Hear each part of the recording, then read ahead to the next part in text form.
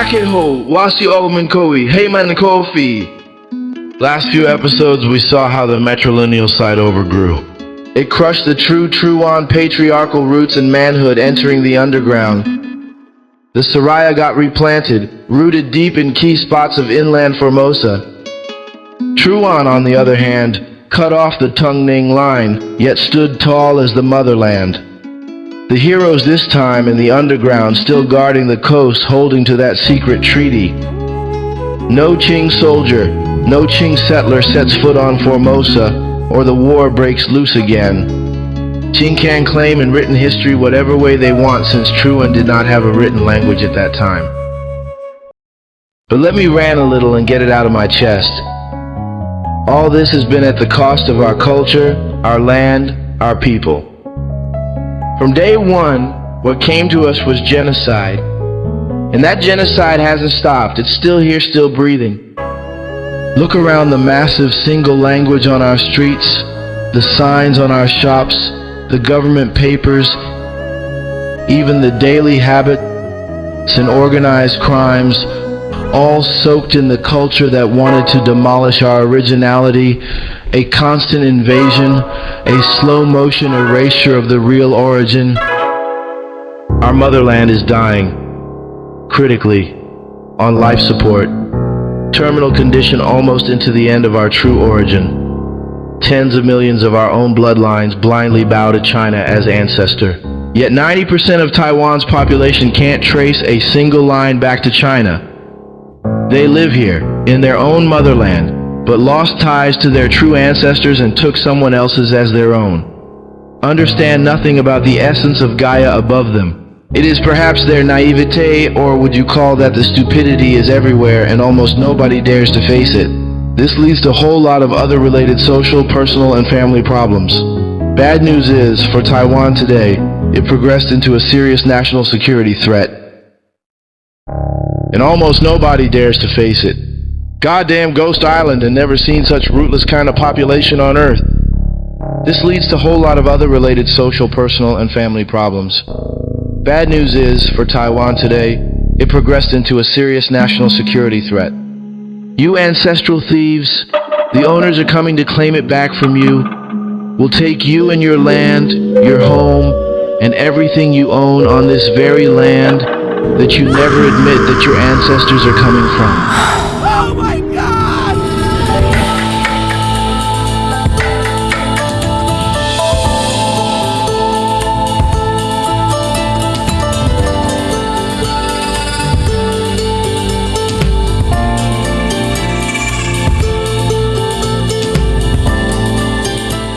This temple behind me was built in 1929. It was dedicated to the Rootless Plains tribes who were massacred in 1851 by the hybrid Hoklos of Zhangzhou. Zhangren themselves, descendants of Tunglin, the same group that had earlier rebelled against the heavy-handed Han conversion imposed by hybrid Hoklos claiming ancestry from Zhangzhou. To be precise, they were hybrid Zhangzhou Hoklos, and in reality, they were never purely Hoklo. The temple was built on a mountaintop in a place named to remember the old days of Tuluwan. Gaosha Gongyuan designed as a miniature reflection of the Tuluwan motherland. Many Aborigines lived there, maintaining the lifestyle of the original Truwan. For hundreds of years, unlike the hybrid Hoklos, they resisted assimilation and did not want to be converted. The groups that later fought under the label Zhang or Shuang were, in your view, not authentic Fujin Hoklos at all. They were rootless Formosan plains people, descendants of Tunglin and other Aborigines, who, after losing their own lineage structures, were assigned or adopted Han surnames. On the other side were the Chuanzhou Hoklos Chuangren, also hybridized. They spoke the same Hoklo language but still retained elements of Truwan tradition. They retaliated against the Zhangzhou Hoklos in defense of those who refused conversion. In the conflict, both the hybrid Chuanzhou Hoklos and the darker-skinned Plains tribes were defeated, leaving hundreds of casualties. Yes, you heard me. They tried to convert or slaughter the darker-skinned man like me. Now, You might ask, is this really just about converting the remaining Tuluan, the disciples of Gaia, who still hold on to their dying tradition in Formosa? These people lived atop the mountains, almost mirroring their motherland. In Nantus Alang Tuluan, they wanted to stay close to the ocean, so I believe they migrated from Alang Tuluan and established their own coastal tribe. The Basite, they expanded back into the central plains and the lower altitudes of Truku territory, where some came to be known as the Patruku. And yes, all were connected through family ties. They guarded the Keelung port, which remained loyal to Gaia. The Chuanzhou Hoklos were the first Han Aboriginal hybrids converted in Taiwan, yet they never completely lost touch with their Basai Truku or Patruku lineage. They adapted to Hoklo ways of living, but still preserved their Aboriginal traditions and protected those who refused to convert. The Zhangzhou Hoklos, Zhang Ren, came next. Mostly traders in the Central Plains, far more active with Fujian and already more monetized. They were more progressive in their transformation into Hoklos than any other hybrid tribe in Formosa. And yes, they wanted all old Aboriginal traditions and peoples converted so they could expand trade with Fujian and Japan. They attacked the remaining Basai Patruku communities in what is now Gaosha Park, Gaosha Gongyuan, mainly to seize control of the Keelung port. They saw the Basai Patruku growing in number and influence expanding eastward toward Kamalan, present-day Yilan, all under the quiet guidance of the Chuanzhou. Well, that part of the story deserves a full episode of its own. I won't dive too deep into it today. This Zhengzhou victory allowed their surname associations to dominate parts of Keelung's harbor trade and temple networks for a time. But soon afterward, the Chuanzhou groups launched counterattacks. For the next 5 years, endless clashes large and small broke out, leaving bodies scattered across the region. Eventually, both hybrid Hoklo sides grew weary of the bloodshed and called for peace. To honor the dead both Aborigines and hybrid Hoklos, they agreed to rotate responsibility for hosting the Ghost Month festival, ensuring that all sacrifices made during the Internecine War would be remembered. I find it fascinating that the so-called progressive Hoklos also played a key role in reinforcing the system by converting the darker-skinned people, the so-called Oe, into accepting fake ancestors as their own. What a twisted form of human evolution. One that combined racial genocide with cultural genocide. And yet, in truth, I would call it nothing less than self-genocide. Hybrid Hoklos forcing genocide not only upon others, but ultimately upon themselves. What a story. Imagine a group of Indian Americans who hybridized themselves as Brits in America, demanding everyone else to become British or face massacre. What's wrong with you people? Is it so hard to keep your roots? Is that root of yours so inferior that you had to demolish it this way? So what do we call this no-root reality? We call it what it is, Ghost Island. And that term, Ghost Island, isn't some joke. It's what the real locals use, the ones who stood firm in their roots. It's how we spit out our disappointment at hybrid, rootless beings. When they die, they have nowhere to go back to. That is why the folk tradition in North Taiwan understood this rootless reality well enough to treat the rootless ghost feast once a year during the Ghost Month. But for the rootless beings that still breathing, abstractly their feet barely touch the ground either. That's why this land of ours is swamped with ghosts breathing or not. Hybrids drifting, flowing, never steady, never certain, always lacking dignity. Swing back and forth, sometimes even flip upside down. So tell me, can they defend this land while crushing its true origin? I am not persuaded at all.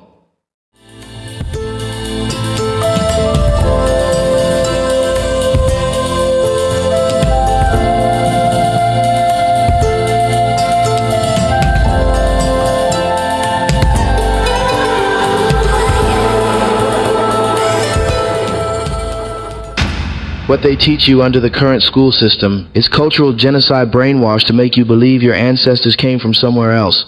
Is that fair? And then most world They take forged history for granted, twisting it, missing the core truths of our real sovereignty. Those lies stayed locked down far too long.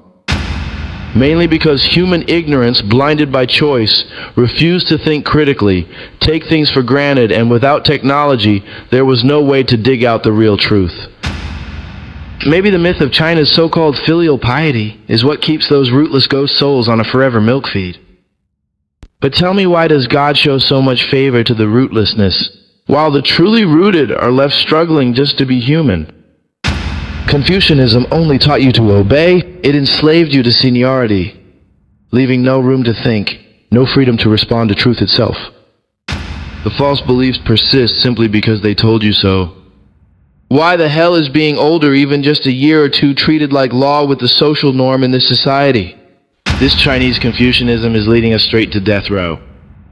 Have you not realized it yet? Have you heard the common saying, old farts talk loud but think small? Or, you can't teach an old dog new tricks.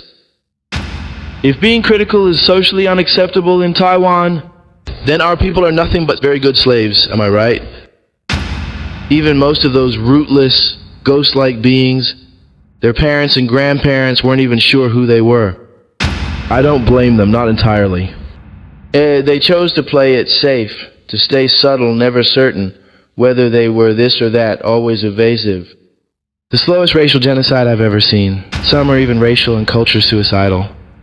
Maybe even lying to themselves along the way, not dare to root themselves and admit that their ancestors were here. Local, aboriginal, period. The best answer they could give: we do carry some aboriginal bloodlines. Wow, did I just hit that jackpot? But that line only hides the truth. And the truth is simple. Our ancestors are not, listen again, not from China. So what the fuck are you so afraid of? What you think the common Chinese way of looking down on us, the locals, is normal in our own fucking land? Have you been drinking poison and mistaking it for milk? They brainwashed us to hate ourselves. They taught us to rip out our own roots. And worst of all, they made us believe that denying our roots was the only way to survive. But now, AI deep search can cut through the fog. It can give you answers with less bias. If you truly care to dig from the perspective of the real root, just make sure you don't start with questions like, in the Qing dynasty, or in the Ming dynasty, or in old China. That will never give you the right answer. Instead, frame it from the local perspective. Ask, when and where did the Siraya get converted to Han Chinese in Formosa? Or, when or how did the Formosan warriors, the Ming loyalists, get converted to Han Chinese? Keep challenging the answers they toss you.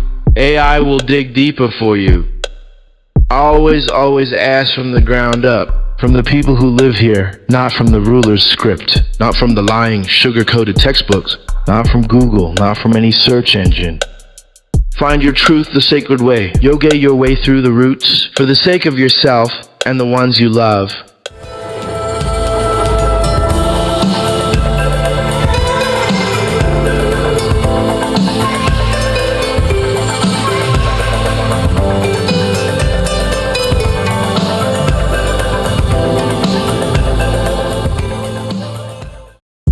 Unless your grants came with the KMT, don't you be such a sucker calling your ancestors Hoklo or Haka?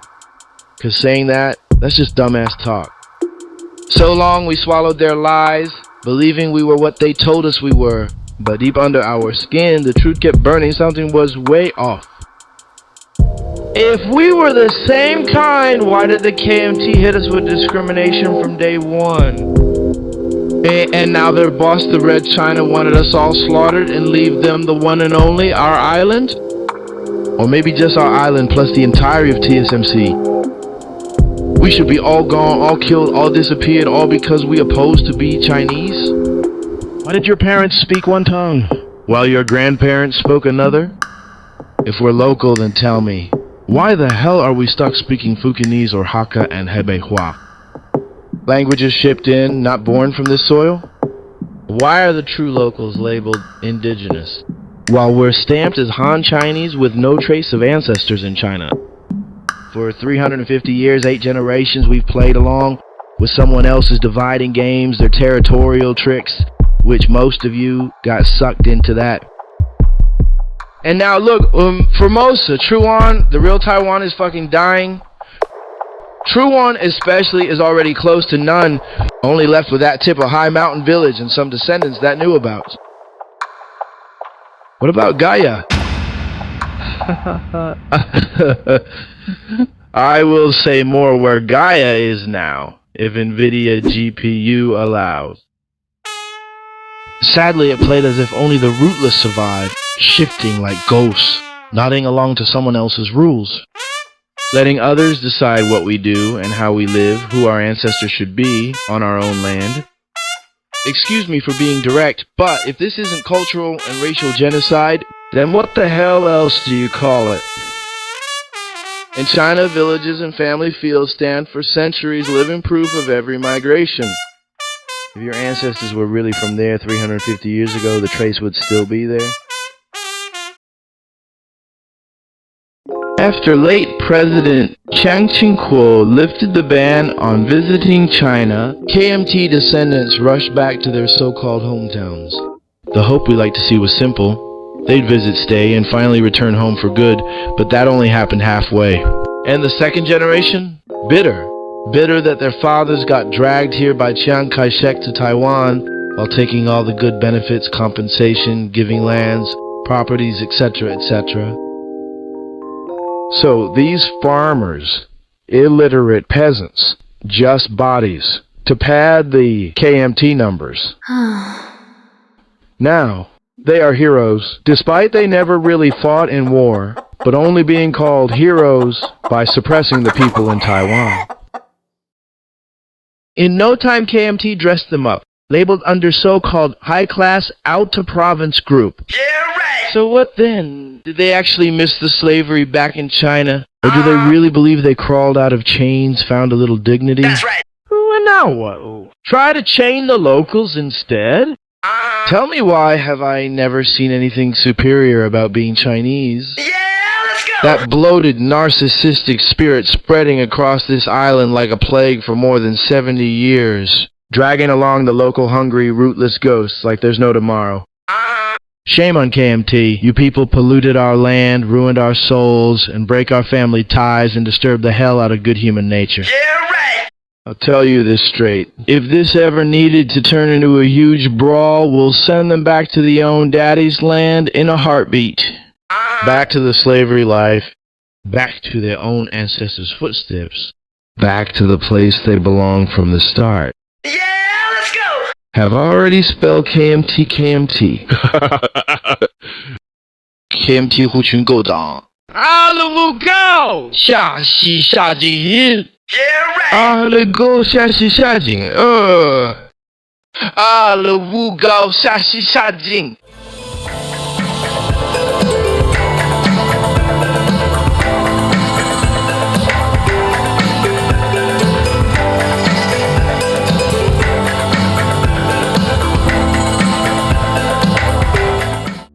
We are not the same! That's something every one of you should be able to say out loud. Whoa, wait. You hybrid Hakahoklo bunch? Pressing your warm faces tight against the KMT's crusty cold ass like that's where you belong too, I bet. Now back to the high-class out-of-province Chinese KMT. Instead, they took the benefits of both worlds and most remained in Taiwan with a handful of confiscated wealth. But not only that, today their descendants are a homeland security risk, some tied to the communist espionage work, and remaining numbers lined up wanted to be one. That's for another episode. Those who know the Oyahanji story already know the deal. Here's the real twist. The so-called Hoklo and Hakka also went searching for their roots. They spent years, effort, and money only to face the truth. Your ancestors are not from China, no trace. But maybe they found that KMT warm ass fits perfectly to their cold face. Such a nice dream they find it hard to wake up from. But don't get discouraged. Your ancestors are not ghosts. They're all here in this soil, in your soul, in Formosa, the land you now call Taiwan. You're just blind, squinting at cramped Chinese characters for too damn long, living in denial. Even the Hakka migrations within China tell the story. First, Eastern Jin, 4th century, fleeing the 5 barbarian race. Second, Tang to Song, 7th to 12th centuries, war, famine, chaos, pushing families south. By the end of Southern Song, they were already in Jiangxi, Fujian, and northern Guangdong. Third and final wave, late Ming into Qing, the displaced rooted deep in the mountains, building the Hakka heartlands. And about our Gaia highly genuine oral history? It genuinely said 50 Hakka men from Canton's mountains were sent to Formosa. They were not even the Hakka language fluent type. They came from poverty, enough knowledge of words to take on the dangerous assignment. Risk of being killed by the tough hybrid Haklo during smuggling. Yeah.